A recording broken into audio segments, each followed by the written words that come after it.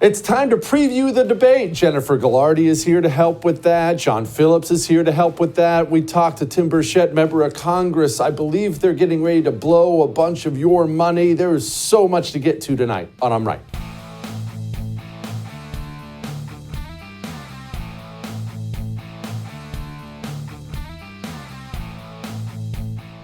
All right, let's talk about the debate. It is tomorrow night. I'm so freaking excited about it. This is heaven for political nerds like you and me. I was having a cup of coffee with the wife this morning. We were just joking about life and talking about things. I said, oh, the debate's tomorrow. And she got excited too. Everyone's excited. It's fired up time. It's game time, baby. And look, before we get to the rules, this debate is a really big deal. It's a really, really, really big deal. Why? Because elections aren't really about you or me. I'm talking about general elections. The primary process, that's really about you and me. When it comes to general elections for the presidency, they're about the norms, the normas of the world, the normal people in your life, your friends, neighbors, relatives, who don't really pay attention to politics. I don't like politics. You catch the game? It's those people. They are the people, sadly, who decide who wins general elections.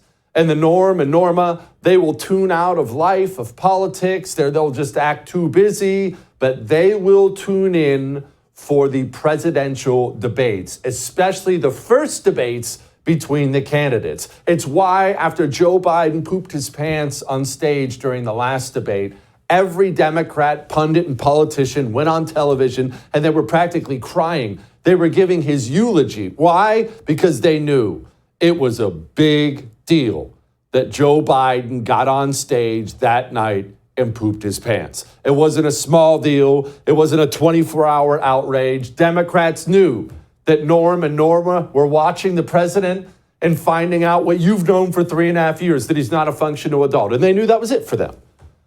And tomorrow night, the debate on ABC is a big deal. Because as wired in as you are to politics, you know the headlines and the players, you know the scandals, you know all this. That's how tuned out Norm and Norma are. They have no idea. But tomorrow, they will be tuned in. And as unbelievable as this is, you should understand this. There will be many undecided voters who tune in to that debate tomorrow night, and they will decide who to vote for based on what they see at the debate tomorrow night. Many of them. I know for nerds like you, like me, it's crazy. What do you mean you're trying to decide? How do you not know? We know everything. I get it, but that's the reality. The debate's huge. So let's talk about the debate. It's on ABC. That's a disaster. We'll get to that in a moment. But the rules are wonderful.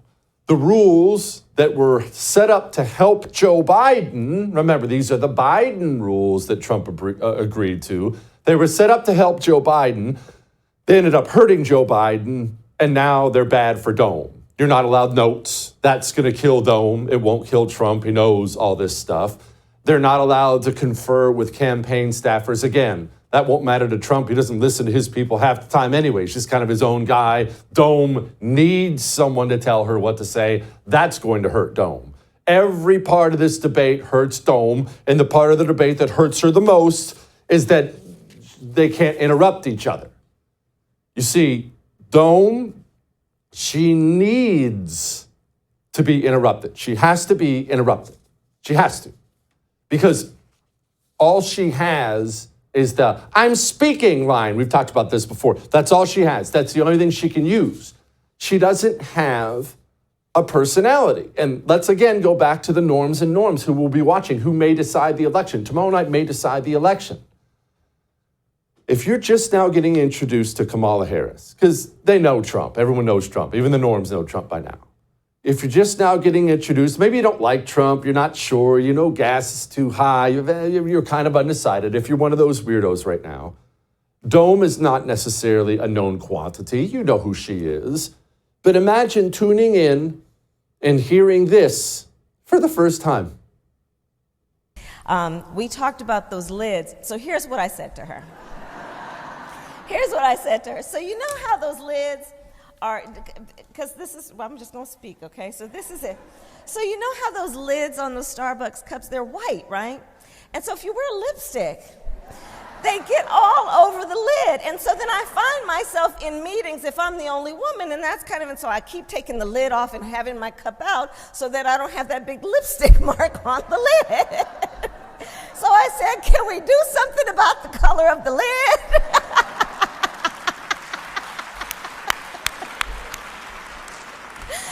So that was that conversation. Yeah. But what will tomorrow night be about? It clearly won't be about Dome's personality. If it is, she's finished. If she can't have Trump interrupt her, and he can't, then what they will have, the only thing they will have, is a series of pre-packaged speeches, and they'll have no choice but to cross their fingers and pray Dome memorize those. Remember, this is exactly what they tried. If you were paying attention, this is what they tried for Joe Biden during the debate for the same reason. He can't think, he can't talk, but hey, let's get him to memorize this. Just, hey, Joe, whenever they bring up anything, abortion, whatever, foreign policy, here, Joe, here's what you talk about. And they were banking on him just being able to regurgitate what they'd written down for him and get away with it. That's what Dome's going to try tomorrow. And it will all be based on fear. That's what it'll all be. It'll all be based on be afraid of Trump for this reason or afraid of Trump for that reason. That's how they operate. That's how Dome has always operated. Remember when she was flailing in that Democrat primary and she had no chance to even take down Joe Biden, but she knew she had to swing for the fences. So what was her home run swing? What was her home run shot? She was desperate. Well, of course, racism. I would like to speak on the issue of race. I'm going to now direct this at Vice President Biden. I do not believe you are a racist. And I agree with you when you commit yourself to the importance of finding common ground. But I also believe, and it's personal, and I was actually it was hurtful to hear you talk about the reputations of two United States senators who built their reputations and career on the segregation of race in this country. And it was not only that, but you also worked with them to oppose busing. And, you know, there was a little girl in California who was part of the second class to integrate her public schools. And she was bused to school every day. And that little girl was me. That's all she's got. That's all they've got. And she'll have a heaping helping of that tomorrow. So what can Trump do? What should Trump do? Well, Trump has historically done very well in the debates. Set aside the first debate with Joe Biden last election. Trump does well in debates. That happens. He's a charismatic guy. He is. He loves being on stage. He loves crowds. He loves speeches. He loves cameras. It's what he's always done. So he's completely comfortable up there. But how comfortable is he is the question. What I mean by that is he going to go completely off script, or is he going to do what he did last time during the Biden debate and stay on message? Inflation, immigration, on message all the time. He was awesome. As president, you swore an oath to, quote, preserve, protect, and defend, unquote, the Constitution.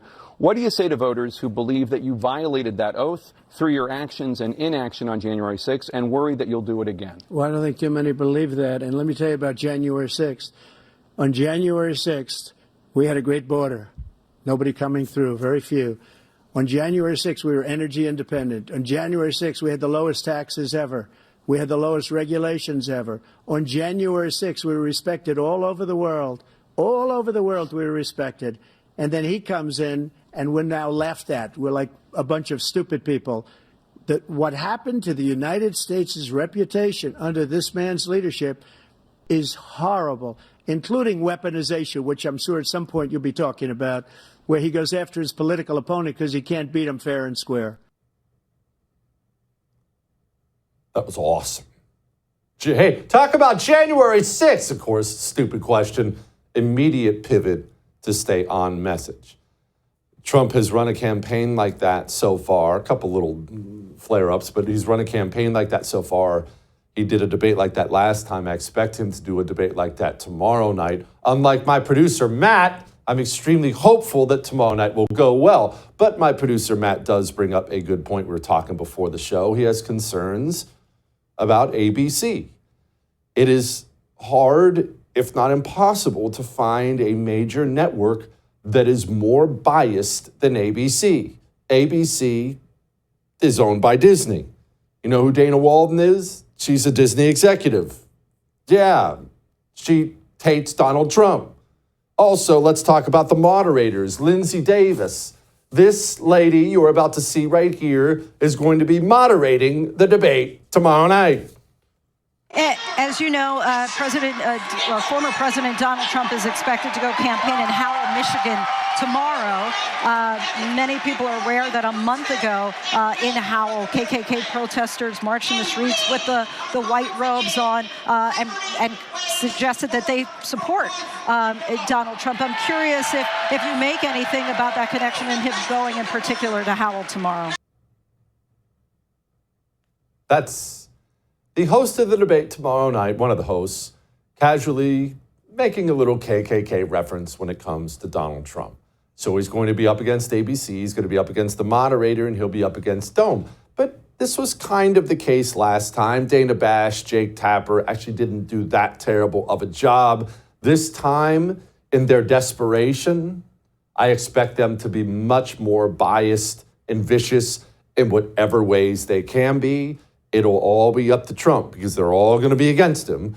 Can he stay on message and on point like he did last time? And I think he will. Can he do that? If he can, I think we're looking good. If he can't, we're not. And let's also remember this. Maybe you'll find this comforting. Maybe this will make you have a hard time going to sleep tonight. You know, Dome's going to run on fear, racism, all this other stuff. That's her entire message is going to be Republicans hate women, Republicans are racist. Trump's entire message will be inflation, immigration, secure the border. It'll all be about policy things. Dome doesn't even have policies. There is a chance that Dome understands the voting public of this country better than Trump does now. There's a chance that's what people want. There's a chance that's what works now. And if that's the case, we're pretty much screwed. But we'll find out in November. And the debate's going to be exciting. I can't wait. All that may have made you uncomfortable or not, but I'm right. John Phillips knows Dome very, very well. He's known about Kamala Harris's political career, has talked about it forever. He has a great show out of California. We're going to talk to John Phillips in a moment. Before we talk to John Phillips, I want to talk to you about going to sleep at night. Well, not just going to sleep, waking up in the morning. Dream powder from Beam is hot chocolate. That's what it is. Mine is cinnamon hot chocolate. It's delicious. It's really delicious. I have to keep my sons away from it. It's just, I get a little cup of milk and I warm it up in the microwave and I mix in this little hot chocolate powder and I just sit and sip on it. It's my pre-bed drink. Only it's got natural things in it, like melatonin. And I know I'm going to drift off to sleep after I drink it. But when I wake up, I will feel amazing. That's the difference between dream powder and other things that help you sleep. When you wake up, you are full of energy and ready to go. You want 40% off a bag of it? Go to shopbeam.com/Jesse Kelly. All right? We'll be back.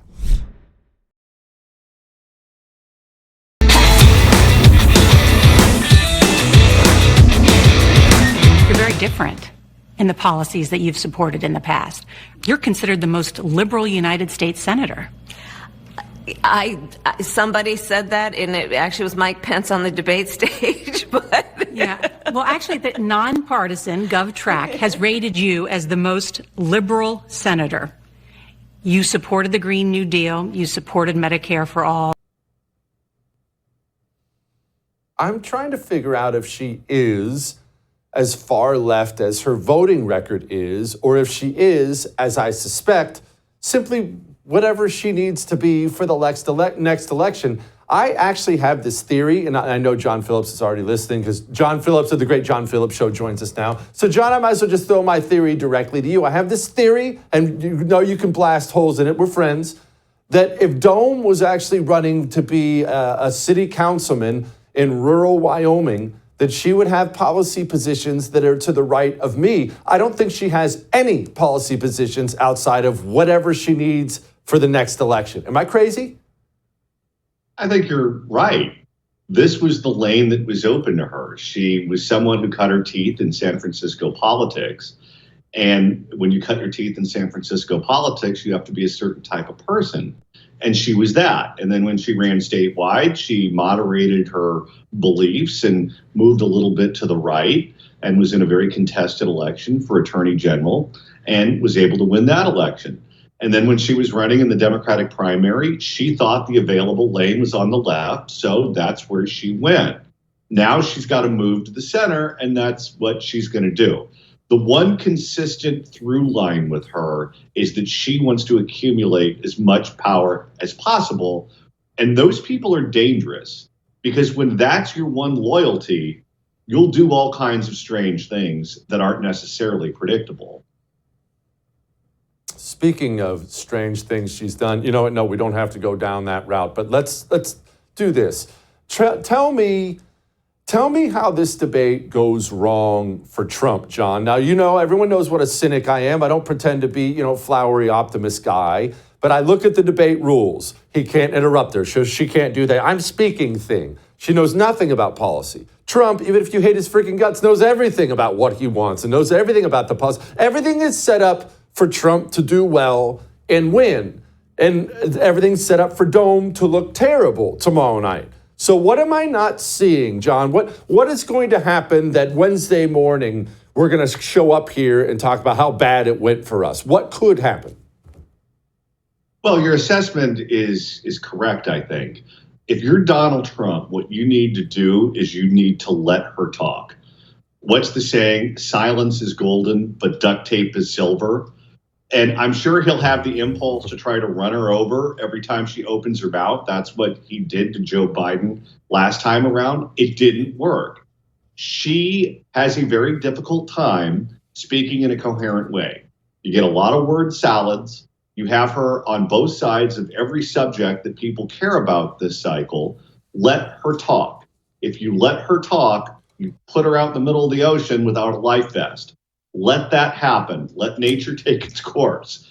If you jump in and try to run her over, you'll look like a bully and you'll save her every time she starts to engage in one of these word salads or every time that she contradicts herself or contradicts a position that she took on that subject at some point in the past.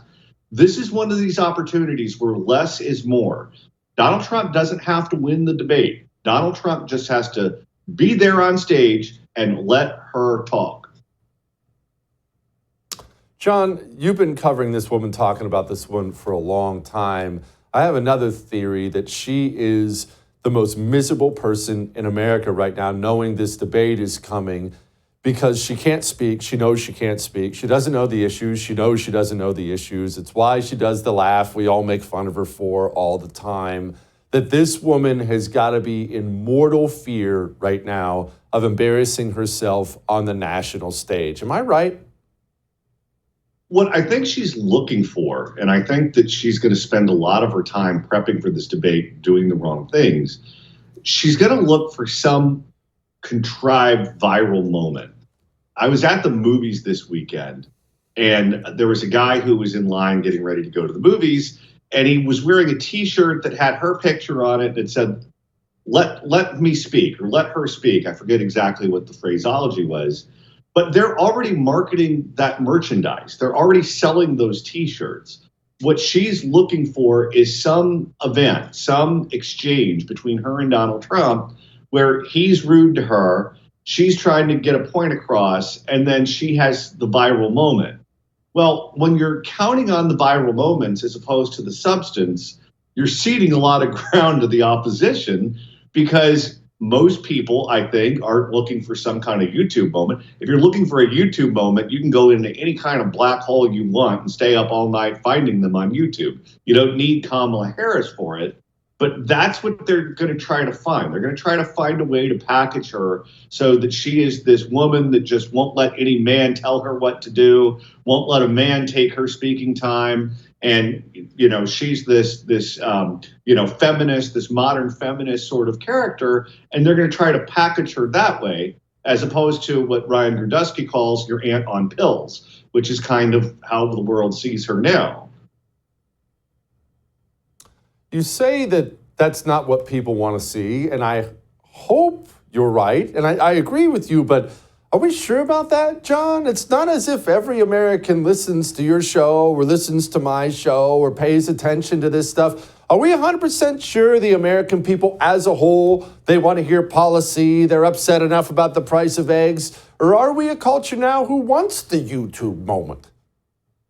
Well, I'm sure her crowd definitely wants it. But if you're trying to plan something, contrive something that's supposed to be sold as being organic, and you're not an actor, and you're not someone who does that professionally, it's very risky. Because if it doesn't land, oh my God, you're going to look dumb. And you could even tell that there was a certain element of the first debate where Joe Biden, when he said that you have the morals of an alley cat, I think that was supposed to be the moment that they came up with that was going to lead the newspapers the next day. And because the guy's demented, it didn't land. He stepped all over himself and it didn't work out the way he wanted it to. It's risky to do that because when organic moments happen, when something happens that's organically funny or it is you just being quick on your feet, it's hugely beneficial because it gives you a window into who the person is. But if you're trying to have this moment that was written by someone else that is not you, it just makes you look like you're an imposter. It makes you look like you're uncomfortable in your own skin. And those are the problems that pre-exist for her before this debate. If I were her or I were her team, I would just focus on the substance. I would focus on trying to have some coherent plan for each of these issues. And I would have a do no harm kind of approach. But it looks like they're going in the opposite direction, and she's coming in with the razzle-dazzle. I have to, before I let you go, John, I have to ask, Grandma Vodka, she's looking more and more unhinged, and I can't honestly tell if she does have a vodka problem, if it's a pill problem, if it's an age problem. Well, here she was. Here she was. What advice would you give Donald Trump for the debate? You're super close, I know. Yeah. You are close in a way. He takes my advice, yeah. Do you think he's going to show up? I do. You do? Yeah. You think? Yeah. Do you know something I don't know?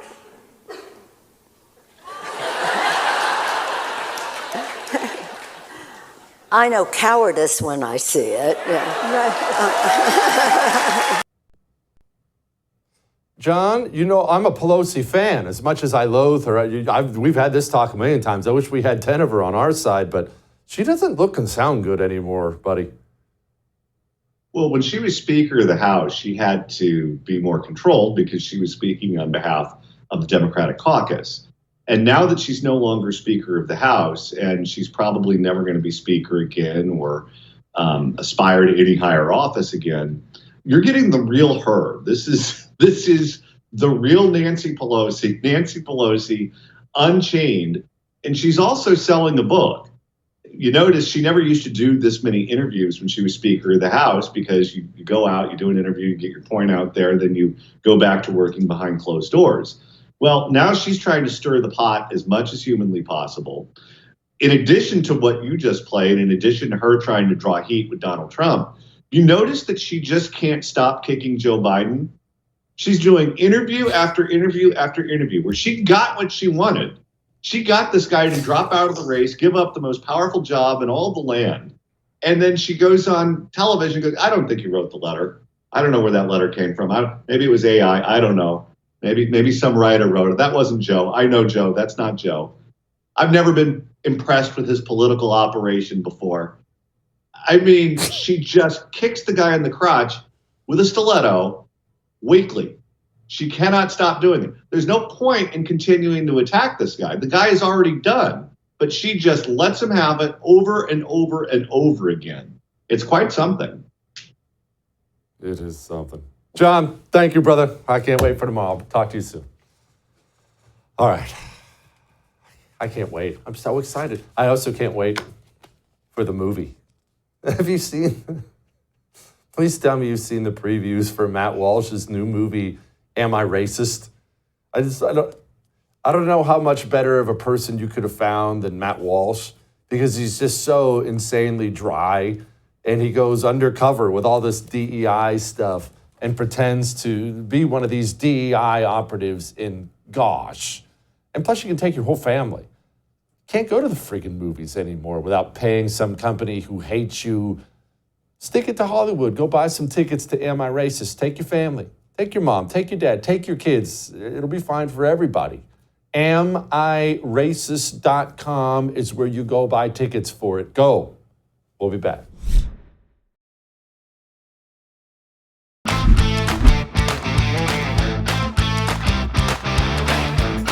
I'm speaking. Dome loves that line. She's been a huge fan of that line. Every time she gets on stage, whether it's against Pence, whether she's in a crowd, some people are yelling. She loves to do the I'm speaking bit. Now, this will be denied her because of the muted microphone thing in the debate tomorrow night, but she loves it. She uses it all the time. Mr. Vice President, I'm speaking. I'm speaking. Mr. Vice President, I'm speaking.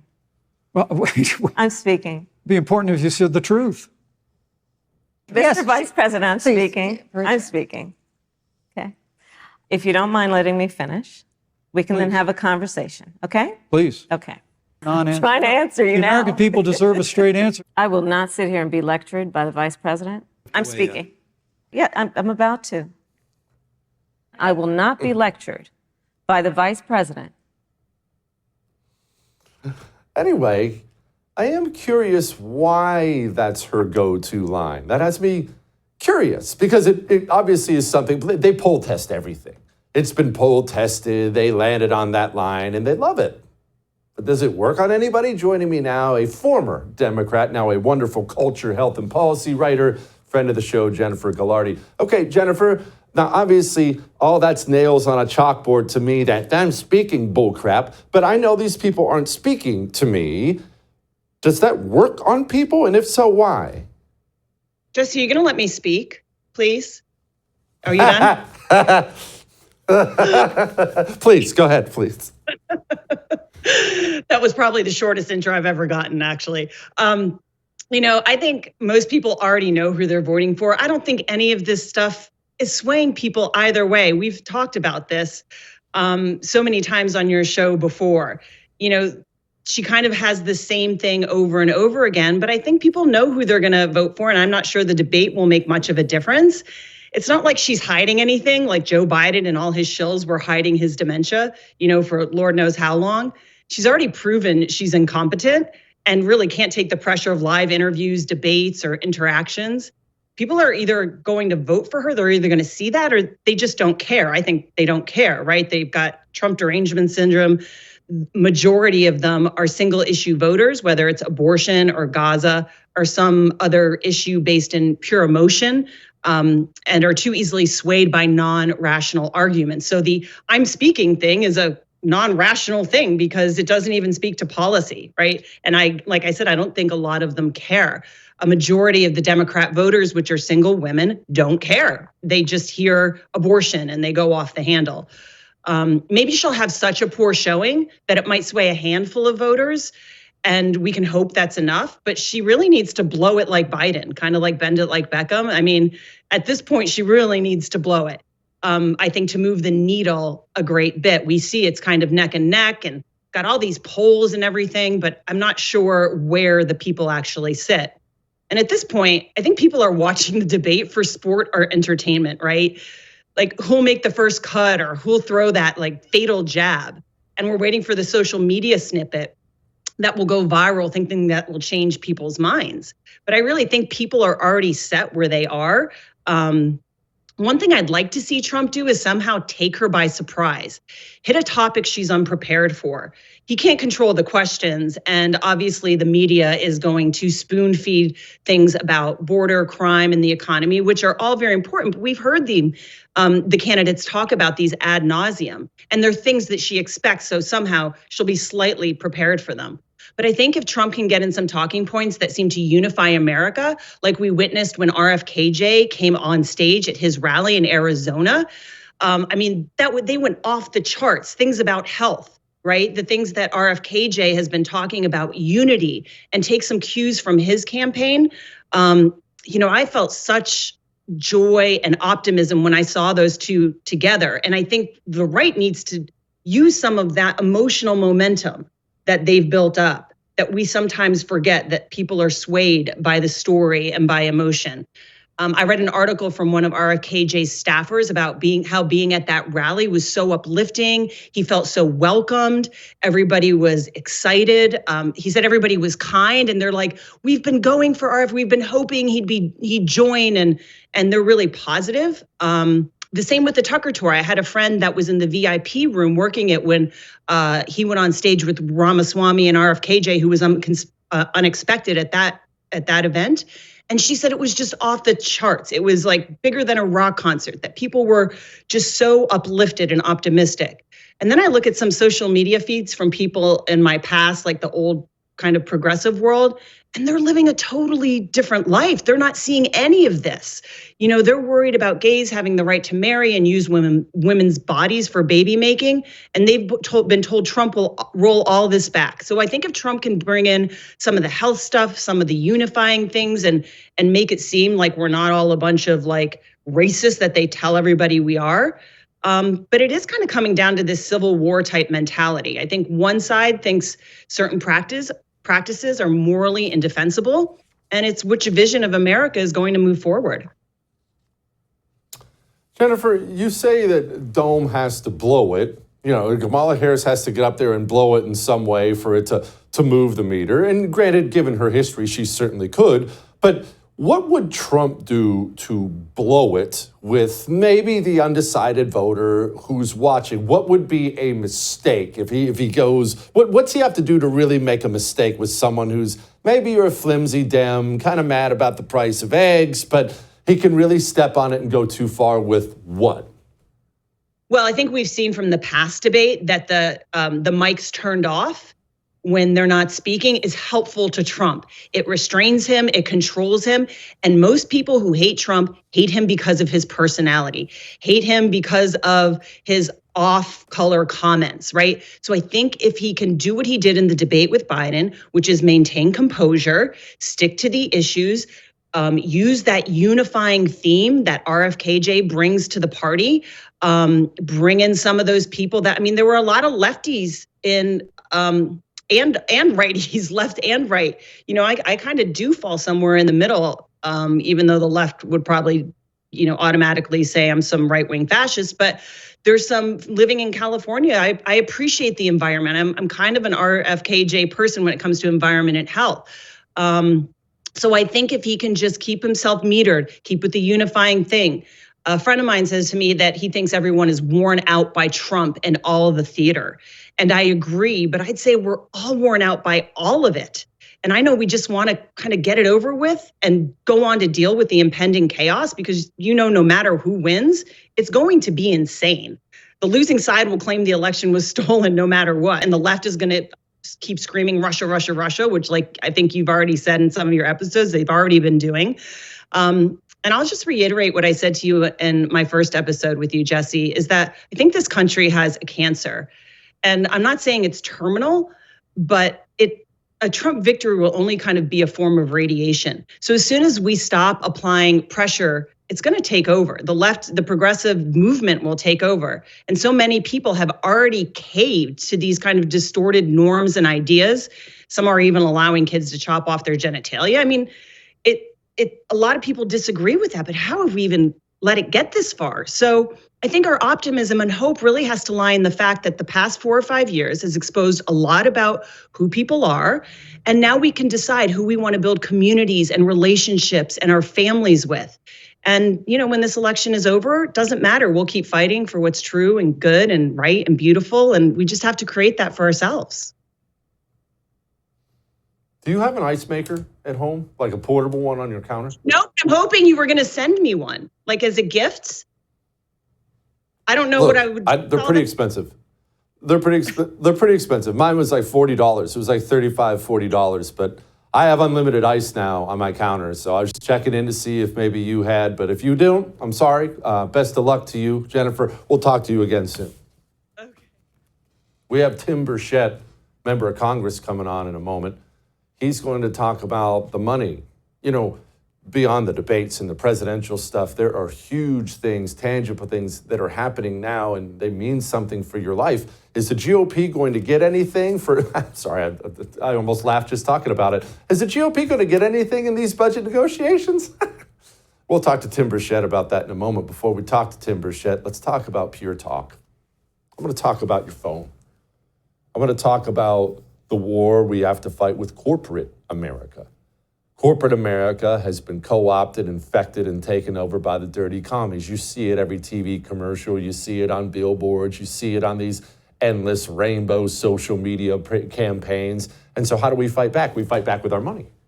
You fight back with your dollar. Starve them of your dollar. You shouldn't send a dime to Verizon or AT&T or T-Mobile. Those companies hate your freaking guts. Pure Talk shares your values. Their CEO's a veteran. They hire Americans. Their cause is veterans. Switch. It's cake.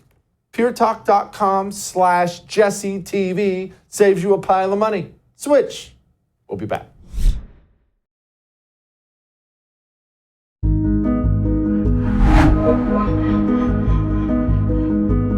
Well, that's been a bunch of good news. I'm excited about the debate tomorrow, and Trump's going to slaughter Kamala Harris, and it'll be fun to watch. But the bad news is Congress is back in session. That's friggin' awful. That usually means that you're about to get poorer and you're going to get less free. Joining me now, one of the good people there, Congressman Tim Burchett out of Tennessee. He's also on the House Oversight, Foreign Affairs, and Transportation Committee, which that's going to matter here in a moment. Congressman, well, Congress is meeting now, and of course, we're hearing about the SAVE Act and a budget. And can you give us an update on what's happening there? Yeah, our leadership is looking at pursuing this CR, continued resolution, which is really just us foregoing our duty, our constitutional duty of passing a budget. So we just passed a funding package that basically is just a continuation of the bad policies before. But now we've come up with this idea of putting the SAVE Act on it, which verifies that they're American citizens. But coming up on the presidential election, people that are voting, of course, would be American citizens. We've already sent that over to the Senate once before. It's sitting on Schumer's desk. I don't know that it does a whole lot of good right now. I frankly don't think that we got the votes to even pass it, because it's forcing people like myself to vote for terrible Nancy Pelosi spending packages. And, that just doesn't make a lot of sense. So we can pass this SAVE Act, which there's no way that it could be enforced in time before these presidential elections anyway. So I would think we just focus on passing a good spending bill. Why does that never happen? Is that just a thing of the past? Because as you rightly pointed out, we've been so slow frog boiled for so long. Any CR is a scandal in and of itself. That should not be something that ever happens, and that's all we ever get now. Just so no one ever has to make a tough cut on anything, just keep blowing through all of our money while the Titanic slips beneath the waves. Are we ever going to actually get a budget passed anymore? I don't know. I would hope we would. Jody Harrington's got a committee that does it, that, the budget committee. I would say no. In 30 years, we haven't had the guts to do it. And that's by design. Let's just be honest. They don't want to pass single spending bills like we do in Tennessee in the legislature. They make fun of Tennessee, but it does have a balanced budget, constitutionally mandated, as a matter of fact. And they continue down this path. And the big boys don't want to have to justify their spending packages. And they'll say, Burchett, we could be here all night. Well, dadgummit, let's stay here all night. If everything I've got that I put forward, I can defend. I say we should make everybody defend all their spending. And I think that would that'd go a long ways. Congressman, you are also on the House Foreign Affairs Committee, and you have a new report out about the Afghanistan withdrawal. What's in it? Well, it just shows the disaster that the Biden administration is, and their continued myth that, you know, they did everything they could, and they try to blame it on Trump. And then the legacy media are just lapdogs for this administration. Hell, they put them in power. They're the reason they're there, and they're going to just keep going with the lie. And, that's why you got an adult old man in the White House right now that the press is even requesting his presence anywhere. And they've covered for him the last, everybody says 3 years. It's really been longer than that. They covered for him when he was in office. And it's going to show that, in fact, that the suicide bomber that killed those last 13 people was, in a sniper's sights more than once. The military lack of intelligence, I would say, called him off of that shot. And it's going to show that we had a program in place that would get people out before the Taliban took over. And then they started implementing that program after the Taliban had already took over. And, it's just on down the line of just the ridiculous things this administration has done, and the cover that they've received from the media is disgusting. It's truly disgusting. It is. Do you have a portable ice maker at your house or maybe even in the office? We just got a portable ice maker, and it's really changed my life. No, I don't. I do at the house, actually. I don't know. It's not portable. It's I had one put in. There was, when I bought this old house, it had those one of those disposals that you would crush all your trash up into a cube, which, with the 70s hipsters, all the doctors, when I was a kid, all my buddies whose mom and dad, one of them was a doctor, would get one of those. And we had that space under our counter. And I said, yank that stupid thing out. I said, put a freaking ice maker in there. That's changed my world. Oh. It really has. Dang. God, I've been trying to tell people for a month now that it's life-changing. No one wants to listen. Hopefully you'll listen to the congressman. Thank you, sir. I appreciate it. You heard it from the horse's mouth. It's life-changing.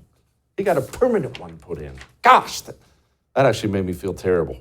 Mine's just this little portable thing. It sits right on the counter. Well, I don't want to give too much away. We may or may not have a big reveal coming soon when it comes to that. Just, look, I wanted to ask the tough questions, all right? All right. We still have Light in the Mood. Next.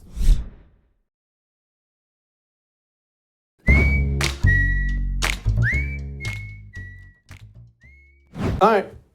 It's time to lighten the mood. Before we do that, I want you to know something. I realize tomorrow night's debate is going to be going on when our normal time slot is here. And I know what you're going to be thinking watching this debate. You're going to be thinking every single second, I wonder what Jesse thinks. I wonder what Jesse thinks. Of course, that's what you're going to be thinking. Well, in all seriousness, I am going to do a mini little debate thoughts thing on my YouTube channel after the debate. You're going to have to be on the YouTube channel. Go subscribe. YouTube.com/Jesse Kelly DC. Go subscribe. Doesn't cost anything. Just go subscribe to the YouTube channel. All right? YouTube.com/Jesse Kelly DC. Now, for Lighten the Mood. Apparently, fishing can be a contact sport.